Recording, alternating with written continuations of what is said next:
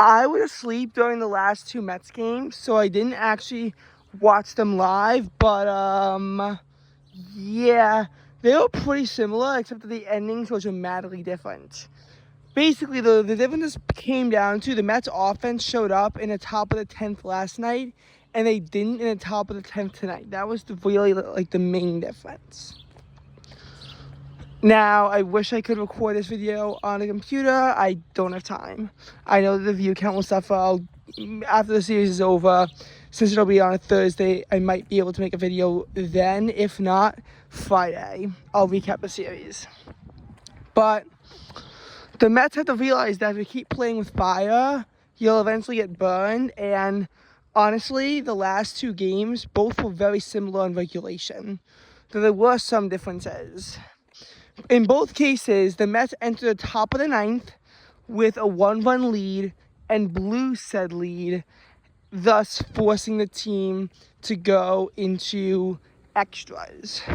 How that happened, though, was a little bit different.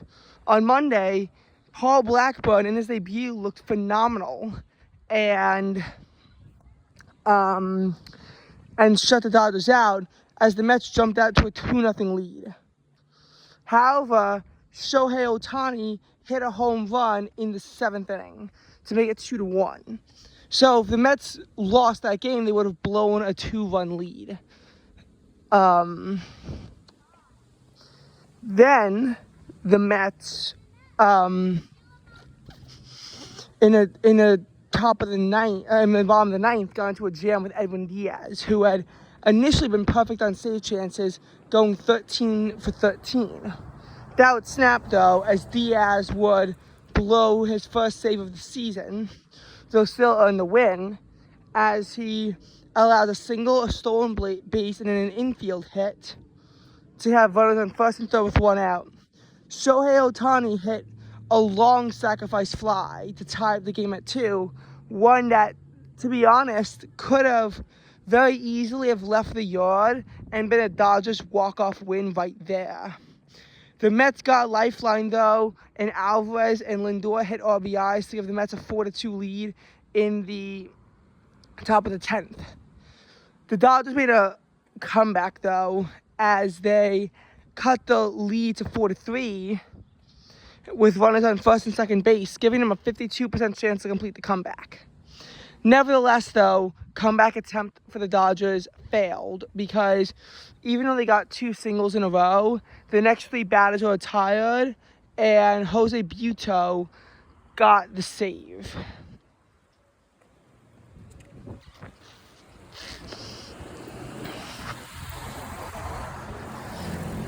Last night, though, was different.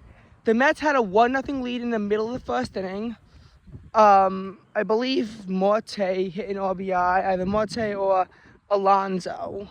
But then the Dodgers jumped out to a 4-1 lead later on in the inning as McGill stunk. However, McGill then settled in after that and actually lasted 6 innings, despite not pitching well. And the Mets made a comeback, partially because of a Juan Soto home run. They took a 5-4 lead. Nonetheless, they used Brazoban, which is a pretty bad mistake, in the bottom of the ninth, and he allows a home run to Max Muncy, who had already hit a home run in the first. So it's tied at 5, and he did retire the next 3 batters. Brazoban actually failed, despite his 3-1 record as a pitcher, he actually failed to convert 3 of his 4 save opportunities. He got a save on the April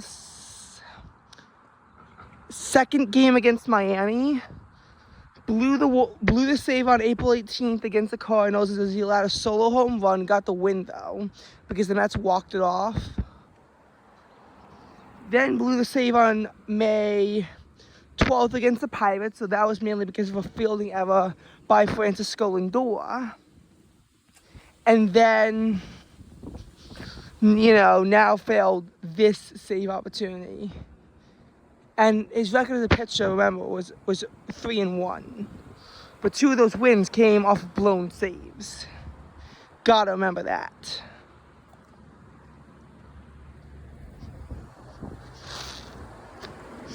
And it was so annoying too because the Mets had second and third with no one out in the bottom of the 8th and escaped. Yet they still couldn't win the game, even though they had tons of momentum on their side at that point. So, in extras, they intentionally walked Ohtani and got Betts out before Freeman hit a double that gave the Dodgers a 6-5 walk-off win. Now, can you blame this on Nimmo? Looking at the play, which I obviously can't do now, he did misjudge that ball. He should have caught that. And if he had caught that ball, the Mets might have won. It's inexcusable that they couldn't score a single run in the top of the 10th when all they need to do is get one hit, but that's a different story. As well as in the top of the 9th when they had a double with one out and still couldn't drive McNeil in for some insurance. That's inexcusable. But what you have to say is that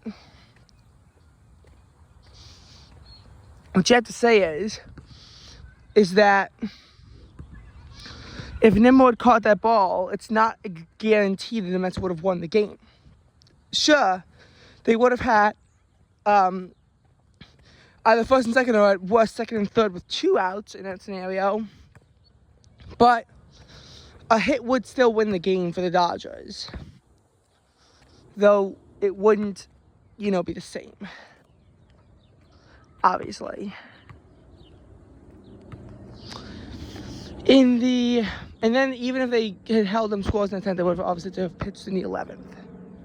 So that wouldn't have gone over so well. And honestly, with the way Freeman hit the double, it's very possible the runner on third scores if the Mets did a run in the top of the 10th. Basically, the problem was that Buto, who got the win last time, melted down this time. And, got the save last time. He melted down this time.